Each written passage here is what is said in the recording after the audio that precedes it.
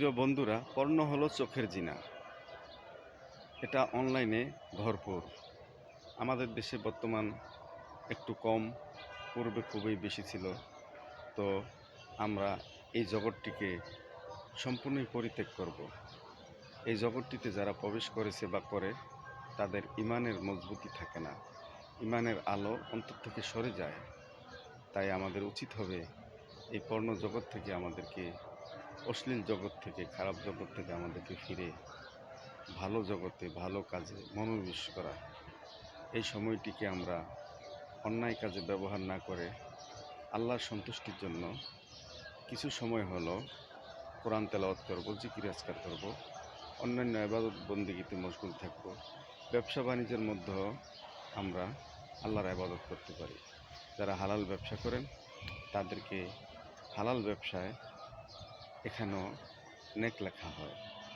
নেক কাজ আল্লাহ রাব্বুল আলামিন সর্বাবস্থায় ভালো কাজকে সন্তুষ্টির জন্য, আল্লাহর সন্তুষ্টির জন্য করাকে নেক কাজ বলেছেন। খারাপ কাজকে সবসময় অ্যাভয়েড করেছেন। আল্লাহ রাব্বুল আলামিন আমাদেরকে নেক কাজ করে পণ্য দুনিয়া থেকে, অশ্লীল কাজ করা থেকে বিরত রাখুন। আল্লাহ আমাদেরকে রাসূল পাক সাল্লাল্লাহু আলাইহি ওয়াসাল্লামের মাধ্যমে সঠিক পথ প্রদর্শন করেছেন। সেই পথগুলিকে আমরা আঁকড়ে ধরে সামনের দিকে এগিয়ে যাব। আমাদের এই জগতেই শেষ নয়, আমাদের আরও জগৎ আছে। সেই জগৎটির শেষ নেই। এই জগতে তো আমরা 30, 40, 50 বছর বাঁচব, কিন্তু মৃত্যুর পর আমাদের যে জগৎ শুরু হবে, সেই জগৎটার কোনো শেষ নেই। শাস্তি আর শাস্তি। নেক কাজ করলে আল্লাহ জান্নাত দান করবেন। আল্লাহর সন্তুষ্টির জন্য নেক কাজ করলে আল্লাহ জান্নাত দান করবেন। আর যদি আমরা আল্লাহর সন্তুষ্টি, আল্লাহ রসুলের কথা না মেনে অন্যায় কাজ করে থাকি, দুনিয়াতে পাপ কাজ করে থাকি, তাহলে আমাদের চিরস্থায়ী জাহান্নাম। তাই আমরা চেষ্টা করব সবসময় এই দুনিয়াতে বেঁচে থাকা অবস্থায় নামাজ, রোজা, আমল আখলাকের মধ্যে জীবনযাপন করার জন্য।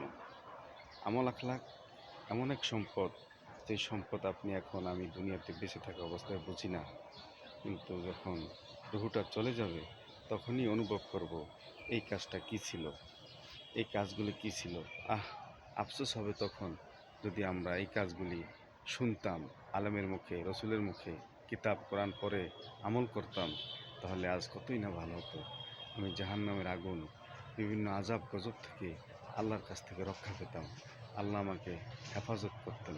আল্লাহ রাব্বুল আলামিন আমাদের সবাইকে ভালো কাজ করার তৌফিক দান করেন, নেক আমল করার তৌফিক দান করেন, এবং রাসূল পাক সাল্লাল্লাহু আলাইহি ওয়াসাল্লামের দেখানো বা প্রদর্শিত পথে আমাদেরকে চলার তৌফিক দান করেন।